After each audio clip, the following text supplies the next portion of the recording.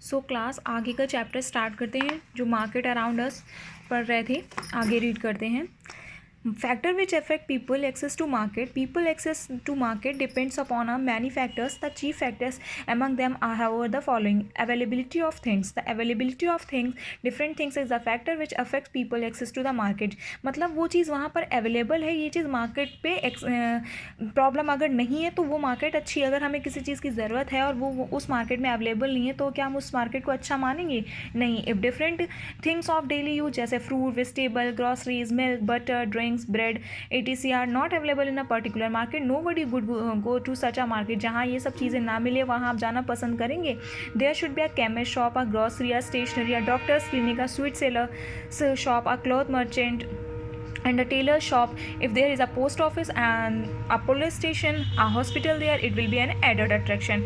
अगर ये सब चीज़ें भी मार्केट के आसपास होती हैं तो ये अट्रैक्टिव हो जाती है मार्केट। कन्वीनियंस क्या होता है, मतलब सहूलियत क्या? Then such a market should be quite nearby so that the customer go there at their convenience.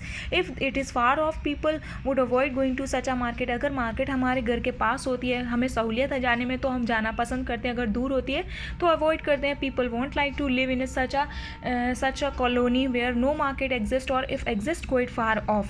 Quality, almost all customers prefer to buy things of good quality. सभी लोग अच्छी qualities की चीज़ें लेना चाहते हैं. If any market has to flourish, it must maintain its standard and provide things of good quality to customer. यदि कोई मार्केट है तो शॉपकीपर क्या करेगा, उसको अपनी स्टैंडर्ड मेंटेन करना पड़ता है. प्रोवाइड गुड क्वालिटी की थिंग्स प्रोवाइड करवानी चाहिए. People would not compromise with any shopkeeper who supplies goods of inferior quality to them, such as things can play havoc with their health as well-being of their families, especially their children. मतलब कोई ऐसी चीज़ें लेना पसंद नहीं करेगा जो qualities में अच्छी ना हो, हमारी फैमिलीज़ को, स्पेशली बच्चों को प्रॉब्लम करे. तो ऐसी कोई तो इंसान, वो शॉपकीपर को मार्केट में क्वालिटी मेंटेन करनी पड़ती. Credit, there are some people who can buy things by paying cash. कुछ लोग होते हैं जो कैश देकर सामान लेते हैं, but certainly a majority of the people, specially the service class people, who buy things on a credit and the pay amount in the next month when they get their pay. लोग क्या करते हैं, credit use करते हैं और next मन pay करते हैं. Credit facility would certainly add to the popularity of the market. लेकिन इससे क्या होती है, मार्केट की पॉपुलरिटी बढ़ती है. इनकम साइकिल क्या होती है, the best retail shopkeeper is one who keeping in mind the economic standard of his customer. जो बेस्ट रिटेल शॉपकीपर होता है उसको क्या दिमाग में रखना चाहिए कि अपने जो कस्टमर की इकोनॉमिक स्टैंडर्ड भी ध्यान रखना चाहिए. Maintain his stock of his customer, maintain his stock of its different article. A pair of shoes can be had of ₹200 or 300 and another can be had of 1000 or above. Likewise, the price of a skirt, a pajama, a pant or a coat can vary between a low, medium of high price. It is the shopkeeper who has to judge to which type of customer he has to cater and maintain his stock accordingly. मतलब उसे customer के according stock रखना चाहिए. ये नहीं है कि high quality का ही है, सिर्फ लो क्वालिटी का नहीं. कस्टमर तो हर तरह के होते हैं. He should keep in mind that he has to cater to customer of all types. All type के कस्टमर को उसे बेचना है. So he should keep all varieties of things both cheap and costly. मतलब सस्ती भी और महंगी दोनों चीज़ें रखनी चाहिए, तभी मार्केट अच्छी मानी जाती है, वो शॉप अच्छी मानी जाती है. Price, then the price of things available in the market should be quite genuine. और जो प्राइस होना चाहिए वो जेन्युइन होना चाहिए, बहुत हाई प्राइस नहीं होना चाहिए. No customer would buy things from such a shopkeeper who charges high price. कोई ऐसे शॉपकीपर से लेना पसंद नहीं करता जो बहुत महंगे चीज़ें बेचते हों. If any retail shopkeeper has to survive, he should not only supply genuine और quality good, but he should charge a reasonable price. उसे ना कि बल्कि अच्छी सप्लाई, अच्छी क्वालिटीज़ के कपड़े गुड्स देने चाहिए, बल्कि चार्ज भी एक रीजनेबल होना चाहिए. होलसेलर एंड रिटेलर क्या होता है, once goods and service are produced they reach the consumer in different veg.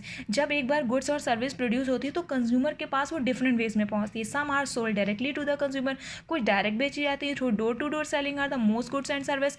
कुछ डोर टू डोर बेची जाती है goods and service. However wholesaler and retailer are the main link between the producers and the consumers. Main कौन होता है, wholesaler और retailer के link कौन होता है, मेन प्रोड्यूसर और consumers. Wholesale market, a wholesale market is a place where producer bring their goods to be sold.